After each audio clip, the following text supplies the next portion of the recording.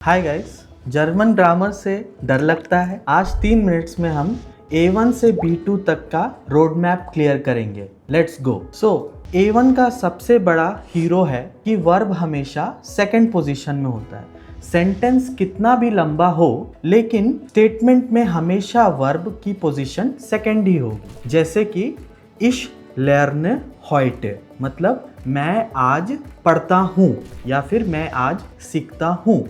तो हिंदी में भी आप देख पाएंगे कि सीखना हमेशा दूसरे पोजीशन पे है और जर्मन में भी दूसरे पोजीशन पे ही रहेगा। इसके बाद हम चलते हैं सेपरेबल वर्ब्स, जिन्हें जर्मन में कहते हैं ट्रेनबारे वर्बेन। इसका मतलब ये है कि जो वर्ड ठोस वर्ब होता है उसे हम दो हिस्सों में तोड़ के लिख सकते हैं। जैसे कि मिट माखन, इश माख मिट।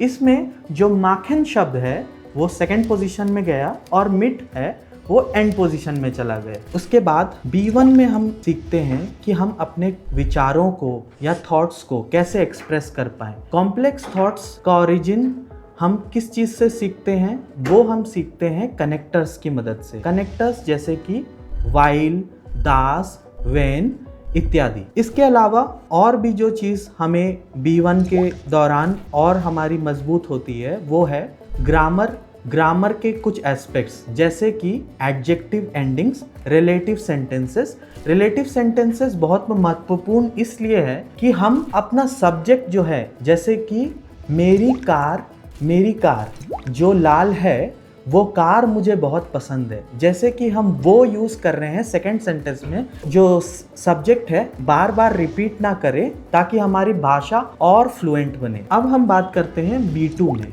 B2 में हम ऐसा कुछ नया तो नहीं सीखते हैं, लेकिन हम अपनी भाषा या हमारी शब्दों को एक्सपैंड करते हैं। शब्द जिसे हम इंग्लिश में वोकैबुलरी भी कहते हैं। हम वोकैबुलरी का मतलब कि जैसे कि अगर आपने A2 या B1 में किसी शब्द के 2 या 3 पर्यायवाची शब्द, जिसे हम इंग्लिश में सिनोनिम्स कहते हैं, जानते थे, तो अब हम B2 में उसी समय 3 या 4 हमें पर्यायवाची शब्द, जिसे सिनोनिम्स कहते हैं, हमें पता होने चाहिए। इस पड़ाव में आते आते आपके टेक्स्ट भी थोड़े थोड़े लंबे हो। जहाँ भी आप B1 में 120-130 वर्ड्स के टेक्स्ट पढ़ा करते थे, B2 में आते आते आपको वही टेक्स्ट रीडिंग प्रैक्टिस बहुत ज़रूरी है। और आपको ये नहीं है कि सब चीज़ें समझनी आनी चाहिए। ऑफ कोर्स वोकैबुलरी को आपने इम्प्रूव करना है, लेकिन उसके अलावा आपको ये कला भी आनी चाहिए कि आप कॉन्टेक्स्ट में कैसे चीज़ें समझ सकते हैं। तो आज के लिए इतना ही।